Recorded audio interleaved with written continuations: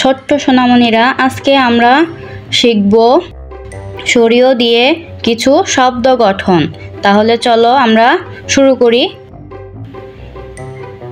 শরীয়, শরীয়তে অনেক, শরীয়তে অঞ্চল,